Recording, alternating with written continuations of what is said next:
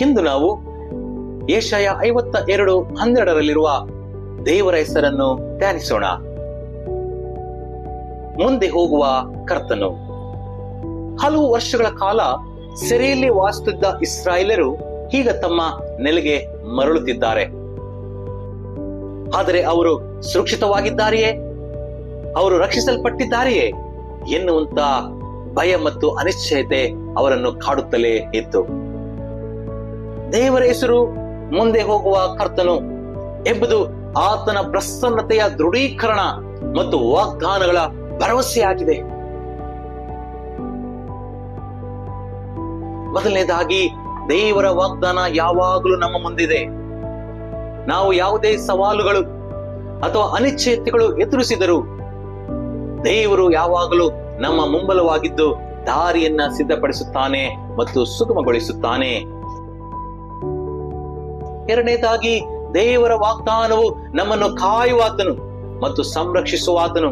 ದೇವರು ನಮ್ಮ ಮುಂಬಲವಾಗಿ ಮಾತ್ರ ಅಲ್ಲ, ಆತನು ಹಿಂಬಲವಾಗಿದ್ದಾನೆ. ಆತನು ನಮ್ಮನ್ನು ಹಿಂದಿನಿಂದ ರಕ್ಷಿಸುತ್ತಾನೆ, ಕೇಡು ಮತ್ತು ಅಪಾಯದಿಂದ ನಮ್ಮನ್ನ ಸಂರಕ್ಷಿಸುತ್ತಾನೆ. ಮೂರನೇದಾಗಿ, ಆತನ ಮಾರ್ಗದರ್ಶನದ ವಾಗ್ದಾನ. ದೇವರು ನಮ್ಮೊಂದಿಗಿದ್ದಾನೆ, ನಮ್ಮನ್ನು ರಕ್ಷಿಸುತ್ತಾನೆ ಮಾತ್ರವಲ್ಲ, ನಾವು ಆತನನ್ನು ನಂಬಿದಾಗ ಆತನು ನಮಗೆ ಮಾರ್ಗದರ್ಶನ ನೀಡುತ್ತಾನೆ ಎನ್ನುವಂತ ವಿಶ್ವಾಸ ನಮಗಿರಬೇಕು.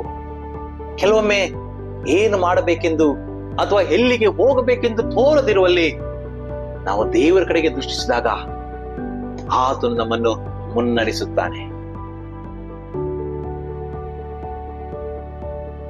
ಕರ್ತನಲ್ಲಿ ಪ್ರಿಯ ಸಹೋದರ ಸಹೋದರಿಯರೇ, ದೇವರು ಯಾವಾಗಲೂ ನಮ್ಮ ಮುಂದಿದ್ದಾನೆ.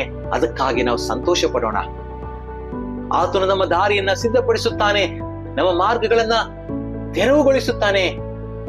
ನಾವು ಆತನ ಪ್ರಸನ್ನತೆಯಲ್ಲಿ ನಂಬಿಕೆ ಇಟ್ಟು ಆತನ ಮಾರ್ಗದರ್ಶನವನ್ನ ನಾವು ದೃಷ್ಟಿಸುವಾಗ ಆತನ ರಕ್ಷಣೆಯನ್ನ ನಾವು ಪಡೆಯುತ್ತೇವೆ. ಪ್ರಾರ್ಥನೆ ಮಾಡೋಣ. ಪ್ರಿಯ ಸ್ವರ್ಗೀಯ ತಂದೆಯಾದ ದೇವರೇ, ನಮ್ಮ ಮುಂದೆ ಹೋಗುವ ಕರ್ತನಾಗಿರುವುದಕ್ಕಾಗಿ ನಿನಗೆ ಸ್ತೋತ್ರ. ನಿನ್ನ ಸನ್ನಿಧಾನದಲ್ಲಿ ನಂಬಿಕೆ ಇಟ್ಟು ನಿನ್ನ ಮಾರ್ಗದರ್ಶನವನ್ನ ನಾವು ಬಯಸಿ ನಿನ್ನ ರಕ್ಷಣೆಯಲ್ಲಿ ನಾವು ಮುನ್ನಡೆಯಲು ನಮಗೆ ಸಹಾಯ ಮಾಡು. ಯೇಸು ಕ್ರಿಸ್ತನ ನಾಮದಲ್ಲಿ ಬೇಡುತ್ತೇವೆ. ಆಮೇನ್.